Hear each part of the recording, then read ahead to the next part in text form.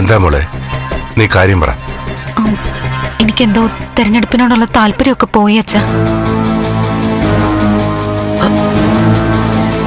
ഞാൻ നോമിനേഷൻ കൊടുത്തിട്ടും കാര്യമില്ല. ഇനി പ്രചാരണത്തിനൊന്നും എനിക്ക് പറ്റില്ല അച്ഛാ.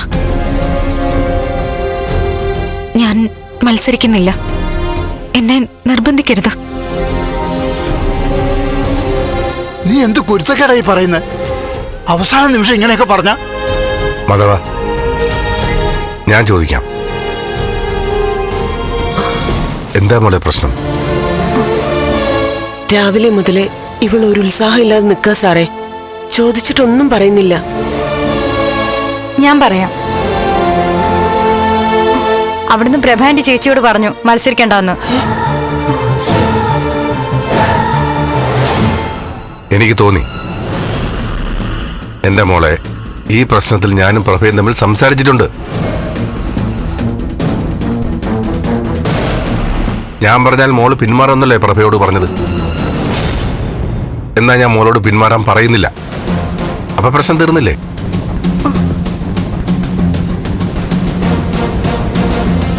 മോള് വാ. പ്ലീസ് അച്ഛാ, എന്നെ നിർബന്ധിക്കല്ലേ. എനിക്ക് മത്സരിക്കാൻ ഒരു താല്പര്യമില്ല. എനിക്കറിയാം, കൺവെൻഷനിൽ പങ്കെടുത്തു, പത്രസമ്മേളനം കഴിഞ്ഞു, നാട്ടിലൊക്കെ അറിഞ്ഞു. ഇനി ഒരു പിന്മാറ്റം ചിന്തിക്കാൻ കൂടി പറ്റില്ല.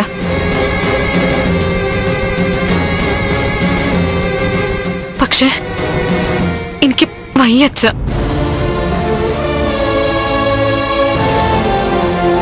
പാർട്ടി പറയുന്ന എന്ത് ശിക്ഷ വേണോ ഞാൻ ഏറ്റുവാങ്ങിക്കോളാം. ഞാൻ വരുന്നില്ല. നോമിനേഷൻ കൊടുക്കാനുള്ള ശക്തിയില്ല.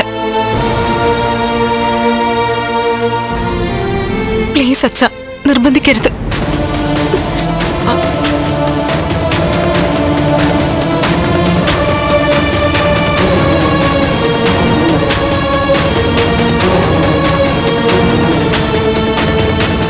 സർ, മോള്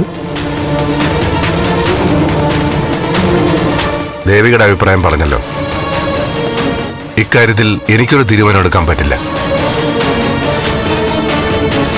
പക്ഷേ സ്ഥാനാർത്ഥി ഇല്ലാതെ മടങ്ങിപ്പോവാനും പറ്റില്ല. എന്തായാലും ഞാനൊരു കോമാളിയെ പോലെ പാർട്ടി ഓഫീസിലേക്ക് പോകാൻ തീരുമാനിച്ചിട്ടില്ല. ദേവികയുടെ മനസ്സുമാറി സമ്മതമാണെന്ന് ഇങ്ങോട്ട് പറഞ്ഞ ശേഷമേ ദേവികയോടൊപ്പമേ ഞാൻ പോകുന്നുള്ളൂ.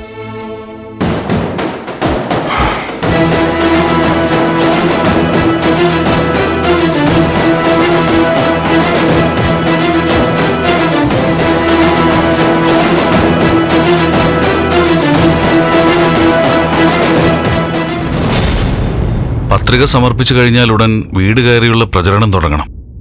ദേവിക തന്നെയാണോ സ്ഥാനാർത്ഥി എന്നുള്ള കാര്യം ക്ലിയർ ചെയ്യാൻ വേണ്ടി പ്രതിപക്ഷം കാത്തിരിക്കുക. നമ്മുടെ സ്ഥാനാർത്ഥിയിൽ വ്യക്തത വരുത്തിയിട്ട് വേണം അവർക്ക് ആളെ പ്രഖ്യാപിക്കാൻ. അവരുടെ സ്ഥാനാർത്ഥി ആരാണെന്ന് ഒരു സൂചന പോലും കിട്ടിയില്ല. ഇല്ല മാഡം, ഒരു മിനിറ്റ് മാഡം. ഹലോ സാർ, ഞാൻ വിശ്വംഭരനാണേ. ആ നിങ്ങൾ ദേവിക ഒത്ത് ഇറങ്ങിക്കോ. ഞാൻ ഉടൻ തന്നെ കളക്ടറേറ്റിൽ എത്തിക്കോളാം. അല്ല സാർ, ദേവിക മത്സരിക്കുന്നില്ല. എന്താ പറഞ്ഞേ? ദേവിക മത്സരിക്കുന്നില്ലെന്നോ?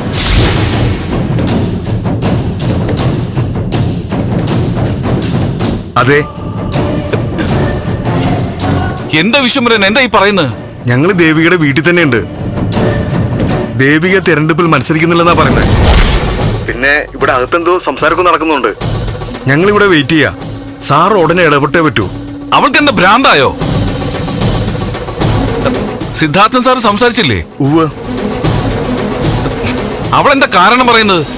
എന്തൊക്കെയോ പറയുന്നുണ്ട്. ഇനി പ്രതിപക്ഷം നല്ലത് ഇടപെട്ടോന്നാ ഞങ്ങളുടെ സംശയം. സിദ്ധാർത്ഥ സാർ ദേവികയുടെ കൂടെ തന്നെയുണ്ട്.